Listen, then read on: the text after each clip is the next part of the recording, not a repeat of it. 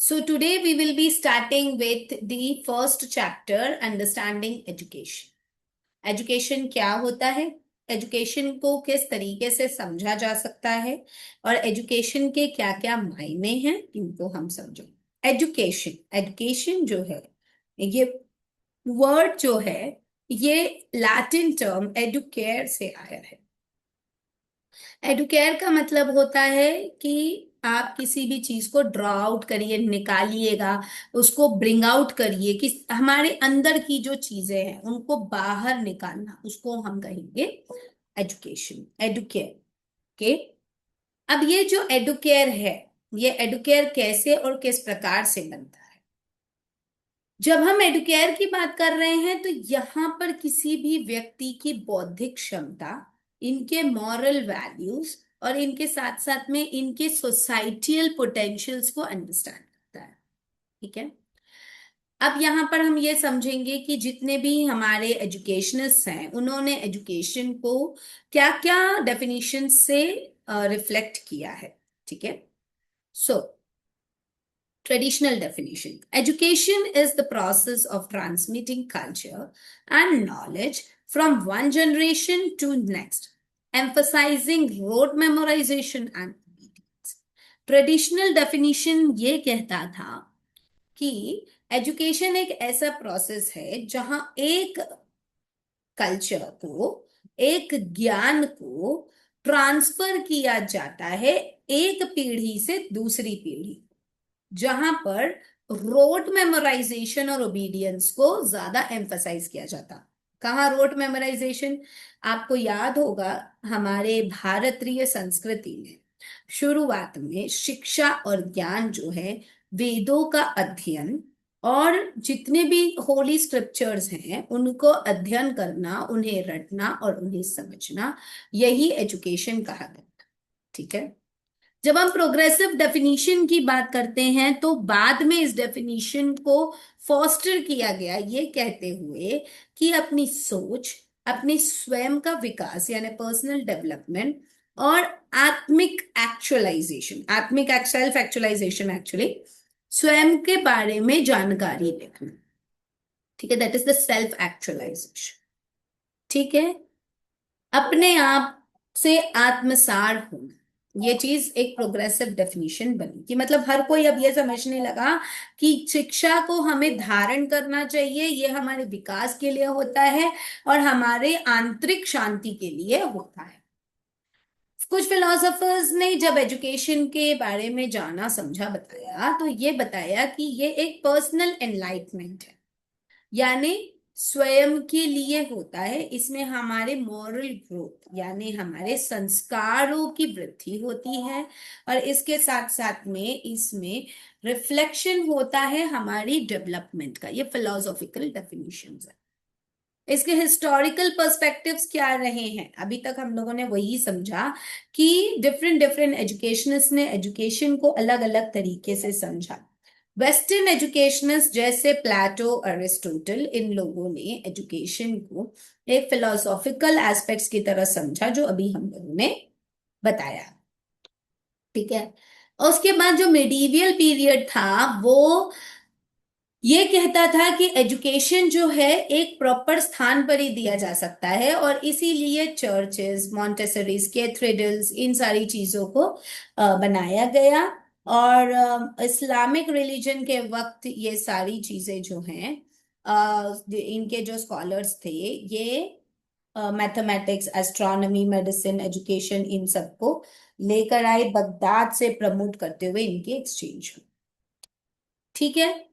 फिर इसके बाद में एनलाइटमेंट हुआ जहां पर ह्यूमैनिज्म पर सबसे ज्यादा फोकस किया कि इंसानियत जो है वो एक्चुअली समझी जाए, जहां पर रोजो ने और जेन जैक्वेस ने, सॉरी जैक्वेस, रोजो एंड लोक एंड जीन, इन्होंने एजुकेशन को सामाजिक रूप से प्रस्तुत किया और नेचुरल एजुकेशन को किसी भी बच्चे की डेवलपमेंट पर फोकस करते हुए बताया। 19th और 20th सेंचुरी में एजुकेशन की जो प्रविधि डेफिनेशन है ये ग्लोबल प्रायोरिटी को रिसीव हुई और इसके साथ साथ यूनेस्को जो है ये इसको प्रमोट करने लगा, एजुकेशनल एस्पेक्ट्स। तो ये था अब तक का हमारा एजुकेशन के अंडरस्टैंडिंग के, एजुकेशन कहाँ से कहाँ पहुंच गया। हम एक एक फिलोसॉफिकल अप्रोचेस को समझते हैं। This is very very important, philosophical approaches of education. ये अप्रोचेस जो है इनके तीन की फिलोसॉफीज होती है। सबसे पहला होता है आइडियलिज्म, दूसरा रियलिज्म, तीसरा प्रैग्मेटिज्म। ये तीन ही होते हैं। इन तीनों को हम समझेंगे। अब ये जो एक्सटेंशियलिज्म, कंस्ट्रक्टिविज्म, पेरिलिनियरिज्म, प्रोग्रेसिविज्म, ये सारे जो एजुकेशनल एस्पेक्ट्स है ये धीरे धीरे आने लगे, लेकिन पहले मेन क्या थे, ये तीन थे। डिवी ने जब ये बताया तब इसके बाद प्लेटो ने इसको समझा। इनको एक एक करके समझते हैं। What is idealism? आइडियलिज्म का मतलब होता है जहां पर हम किसी भी चीज को एक रोल मॉडल समझते हैं। आइडियलिज्म जो है ये बताता है कि एजुकेशन जो है उस वो किसी भी एस्पेक्ट को डिस्कवर करना या अपने अंदर की आंतरिक इंट्रिंसिक क्वालिटीज जो है उसको निकालना बाहर। ठीक है, यानी कि हमारे इंडिविजुअल की ट्रू पोटेंशियल को बाहर निकालना। ये एम्फसाइज करता है इटर्नल ट्रूथ, मतलब हमारे actual reality, eternal truth. Moral values, हमारे जितने भी मॉरल एस्पेक्ट्स हैं, जैसे ऑनेस्टी है, काइंडनेस है, ये सारे मॉरल वैल्यूज हैं। तो इनको जब वो बाहर निकालता है, that is education. Intellectual reasoning, हमें समझ आए क्या चीज होना चाहिए क्या नहीं। मतलब कोई भी कॉन्सेप्ट के पीछे जब हमारे आइडियाज रिफ्लेक्ट करते हैं डिफरेंट टीचिंग प्रैक्टिस से, तब ये होता है आइडियलिज्म। ठीक है, that is the idealism aspect. Now next आ गया रियलिज्म। रियलिज्म क्या होगा? रियलिज्म का जो एस्पेक्ट है वो एरिस्टोटल ने दिया। आइडियलिज्म दिया प्लेटो ने, रियलिज्म दिया एरिस्टोटल ने। एरिस्टोटल का ये कहना था कि it focuses on the idea that education should be grounded in the real world. Education जो है वो रियल वर्ल्ड में जो होता है उसको बताया जाए, यानी फैक्ट, एम्पेरिकल नॉलेज। ठीक है, जो चीज है उसे बताया जाए। यहाँ पे इटर्नल ट्रुथ को बताया जाएगा और इधर पे जो है रियलिटी को बताया जाएगा। ठीक है, अब यहाँ पर जब एम्पेरिकल नॉलेज, रियलिटी को जब हम बता रहे हैं तो यहाँ की जो प्रैक्टिकल नॉलेज है, इनके जो प्रैक्टिकल स्किल्स हैं, ये डेवलप करती है different level of understanding. Next pragmatism. Pragmat means where we are practising something. ठीक है, पहले क्या था, एजुकेशन एक पोटेंशियल है, मतलब हमारे अंदर की क्षमता, वो आइडियलिज्म बताया। रियलिज्म मतलब जो फैक्ट है, जो दिख रहा है, वो एजुकेशन। तीसरा pragmatism, when you are practising something, when you are executing something, when you are involving something like problem solving things, you are actively participating in something, you have a real goal of education, you have a real goal of understanding। तो ये सारी चीजें क्या हो गई, pragmatism। when you are changing the real, you are accepting the real world challenges। Next, existentialism.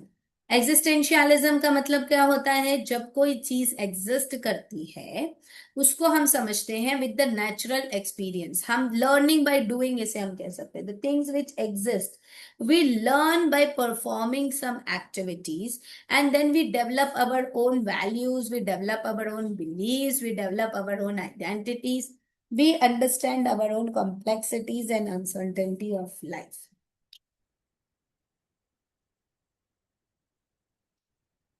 Next is constructivism. What is constructivism? Where we are practically performing some activities with critical thinking and practical problem solving aspects. We are the actual guides of different facilitators, and then we are understanding different theories. ये theory Vygotsky, Jean Piaget द्वारा दिया गया। This is the very very important theory given by the psychologists and educationists, constructivism. Now, these theories are actually taken into consideration. ये जो theories हैं, इनको सबसे ज्यादा consideration में लिया जाता है। Next is perennialism. पेरिनियलिज्म मतलब क्या होता है, यहाँ पे ये जो फिलोसफी है ये बताता है कि किसी भी आइडिया को आप कब रिफ्लेक्ट कर सकते हो। मतलब सीधी बात है, अपनी पढ़ाई को कहाँ उपयोग करना, दैट इज पेरिनियलिज्म।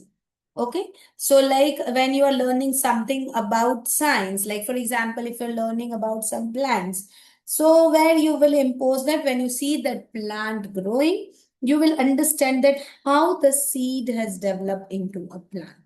तो ये जो हम प्रैक्टिकल अप्रोच को कंटिन्यूअस अपनी day to day life activities में इन्वॉल्व करते हैं, उसको हम पेरिनियलिज्म कहेंगे। Next is प्रोग्रेसिविज्म। प्रोग्रेसिविज्म का मतलब होता है, अब ये जॉन डेवी ने दिया है, इनकी भी थ्योरी को काफी अच्छी तरीके से अंडरस्टैंड करते हैं।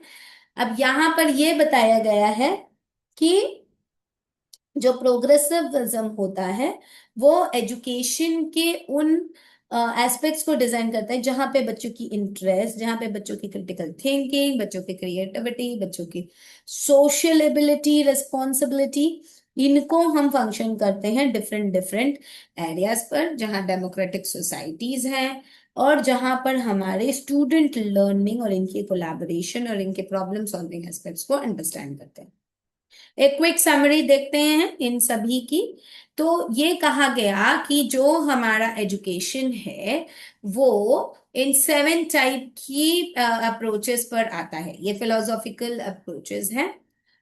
आइडियलिज्म, सॉरी,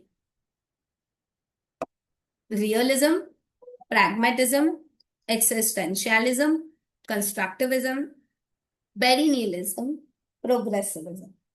इनको किन किन आप एक टेबल फॉर्मेट में इसे बना सकते हैं। जब पहले आप इसका ये लिख लीजिए कि कौन सा अप्रोच है, फिर उसके बाद में ये किसने इसको बनाया। जो फिलोसोफर्स के, सभी फिलोसोफर्स के नाम है, जैसे प्रैग्मेटिज्म जॉन डिवी का है, एक्सटेंशियलिज्म जीन पॉल का है, कंस्ट्रक्टिविज्म जीन पियाजे का है। तो इस तरीके से आप ये पूरा इनके फिलोसोफर्स के नाम लिखें और फिर इन्होंने मेन क्या क्या चीजें बताई है उसके बारे में एक एक पॉइंट्स जो यहाँ पे कॉमा के साथ दिया हुआ है जिसके एम्फेसिस किया, उसको अगर आप लिख देंगे तो you can just frame an answer, फिर आप अपने सेंटेंसेस में स्वयं इसको बना सकते हैं। ठीक है, so this is all about chapter 1 जो हम लोगों ने समझा। Tomorrow we will understand the forms of education. हम फॉर्म्स ऑफ एजुकेशन को कल समझेंगे। Okay, so here we end today's class. If you have any doubts, you can ask.